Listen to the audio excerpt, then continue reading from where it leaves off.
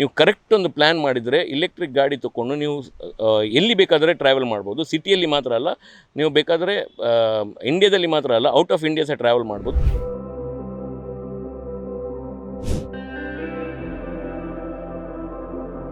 EV ವಾಹನಗಳನ್ನು ನಂಬುವ ಹಾಗಿಲ್ಲ. ಮಧ್ಯೆ ಕೈಕೊಟ್ಟರೇನು ಮಾಡುವುದು? ಪೆಟ್ರೋಲ್ ಗಾಡಿಯಾದರೆ ಏನಾದರೂ ಮಾಡಬಹುದು. ಇವಿ ವಾಹನಗಳ ಬಗ್ಗೆ ಇನ್ನೂ ಜನರಲ್ಲಿ ಇಂತಹ ಅನುಮಾನದ ಮಾತುಗಳೇ ಇವೆ. ಇದರ ನಡುವೆಯೇ ಕುಡ್ಲದ ವಾಹನ ಪ್ರಿಯರೊಬ್ಬರು 3 ಬಾರಿ ಇವಿ ಸ್ಕೂಟರ್ಗಳಲ್ಲಿ ದೇಶ ಸುತ್ತಿ ಬಂದಿದ್ದಾರೆ. ಮೋಟಾರ್ ಸೈಕಲ್ ಆಸಕ್ತರಾಗಿರುವ ಮಂಗಳೂರಿನ ಗಿರೀಶ್ ಶೇಟ್ ಅವರು ಈ ವಿಶಿಷ್ಟ ಸಾಧನೆ ಮಾಡಿದ್ದಾರೆ. ನಮಸ್ಕಾರ ಎಲ್ರಿಗೂ. ನನ್ನ ಹೆಸರು ಗಿರೀಶ್ ಶೇಟ್. ನಾನು ಮಂಗಳೂರು ವಾಸಿ.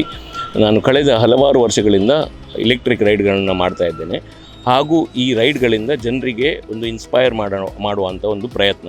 ಮೊನ್ನೆಯಷ್ಟೇ ಅವರು IPL ಮ್ಯಾಚ್ಗಳಿಗೆ ಹಾಜರಿ ಹಾಕುತ್ತಲೇ 12,000 ಕಿಲೋಮೀಟರ್ನಷ್ಟು ದೂರವನ್ನು ಇವಿ ಸ್ಕೂಟರ್ನಲ್ಲಿ ಸುತ್ತಾಡಿ ಬಂದಿದ್ದಾರೆ. ಅಷ್ಟೇ ಅಲ್ಲ, ಇವಿಯಲ್ಲಿ ಇಷ್ಟು ದೂರ ಕ್ರಮಿಸಿದ್ದಕ್ಕಾಗಿ ಏಷ್ಯಾ ಬುಕ್ ಆಫ್ ರೆಕಾರ್ಡ್ಸ್ನಲ್ಲಿ ಅವರ ಹೆಸರು ಸೇರಿಕೊಂಡಿದೆ. ಮೇನ್ ಆಗಿ ಏನು ವಿಷಯ ಅಂದರೆ, ತುಂಬ ಜನರು ಇಲೆಕ್ಟ್ರಿಕ್ ವೆಹಿಕಲ್ ಬಂದಾಗ ಹಿಂದೆ ಜರಗ್ತಾರೆ. ಏನಂತೇಳಿ, ಇಲೆಕ್ಟ್ರಿಕ್ ಸೇಫ್ ಇದೆಯಾ, ಇಲೆಕ್ಟ್ರಿಕಲ್ಲಿ ರೇಂಜ್ ಇಲ್ಲ ಅಂತ ಕ್ವೆಶನ್ ಎಲ್ಲ ಬಂದು.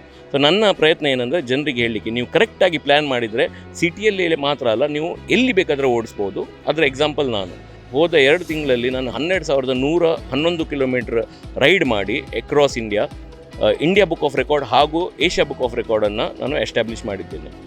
ಗಿರೀಶ್ ಅವರು ಏಪ್ರಿಲ್ ತಿಂಗಳಲ್ಲಿ ಈ ಪ್ರಯಾಣವನ್ನು ಕೈಗೊಂಡಿದ್ದು, ಹಲವು ಪ್ರದೇಶಗಳಲ್ಲಿ 45 ಡಿಗ್ರಿ ಸೆಲ್ಸಿಯಸ್ನಷ್ಟು ತೀವ್ರ ಸೆಕೆಯ ವಾತಾವರಣವನ್ನು ಎದುರಿಸಬೇಕಾಯಿತು.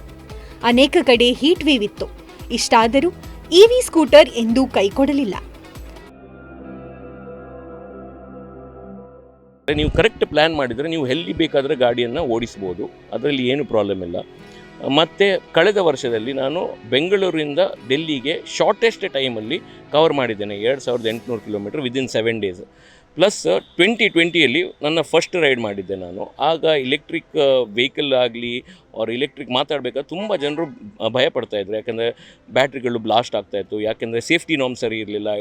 ಇಂಡಿಯಾದಲ್ಲಿ ನಾರ್ಮ್ಸ್ ಎಲ್ಲ ಕರೆಕ್ಟ್ ಸೆಟ್ ಆಗಿರಲಿಲ್ಲ. BMS ಆಗಲಿ, that is battery management system ಆಗಲಿ, ಥರ್ಮಲ್ ಇನ್ಸುಲೇಷನ್ಸ್ ಆಗಲಿ, ಅವೆಲ್ಲ ಯಾರಿಗೂ ಗೊತ್ತು ಕೂಡ ಇರಲಿಲ್ಲ. ಆ ಸಮಯದಲ್ಲಿ ನಾನು ಒಂದು ರೈಡ್ ಮಾಡಿದ್ದೆ ಕನ್ಯಾಕುಮಾರಿಯಿಂದ ಖಾರ್ದುಂಗ್ಲಾ.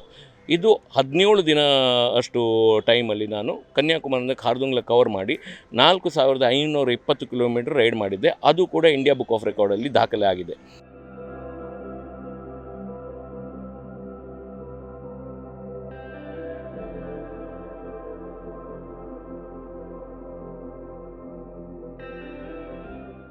ಸೊ ಬ್ಯಾಟ್ರಿಯನ್ನು ನಾನು ಫಾಸ್ಟ್ ಚಾರ್ಜ್ ಥ್ರೂ ಚಾರ್ಜ್ ಮಾಡ್ತಾಯಿದ್ದೆ. ಸೊ ನಾನು ಹೋದ ರೂಟಲ್ಲಿ ಎಲ್ಲ ಕಡೆ ಜಾಸ್ತಿಯಾಗಿ ಫಾಸ್ಟ್ ಚಾರ್ಜಿಂಗ್ ಇತ್ತು, ಮತ್ತು 1-2 ಕಡೆ ಫಾಸ್ಟ್ ಚಾರ್ಜಿಂಗ್ ಇರಲಿಲ್ಲ. ಅಲ್ಲಿ ನಾನು ಢಾಬಾ ಆಗಲಿ, ಇಲ್ಲಾಂದರೆ ಒಂದು ಚಿಕ್ಕ ಅಂಗಡಿ ಆಗಲಿ, ಗೂಡಂಗಡಿ ಆಗಲಿ, ಅಲ್ಲಿ ನಿಲ್ಲಿಸಿ ಒಂದು 4 ಅವರ್ಸಲ್ಲಿ ಚಾರ್ಜ್ ಮಾಡ್ತಾಯಿದ್ದೆ ಬ್ಯಾಟ್ರಿಯನ್ನು.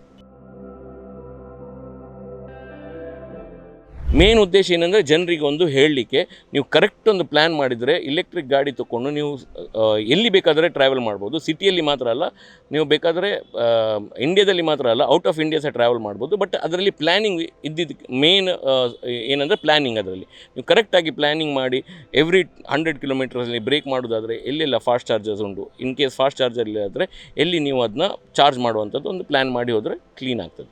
ಗಿರೀಶ್ ಶೇಟ್ ಅವರು ಹಲವು ವರ್ಷಗಳಿಂದ ದೇಶಾದ್ಯಂತ ದೂರದ ದ್ವಿಚಕ್ರ ವಾಹನ ಪ್ರವಾಸಗಳನ್ನು ಕೈಗೊಂಡು ಪ್ರವಾಸಾನುಭವಗಳು ಮತ್ತು ಸಾಹಸ ಕಥನಗಳನ್ನು ಜನರಿಗೆ ಪರಿಚಯಿಸುತ್ತಿದ್ದಾರೆ.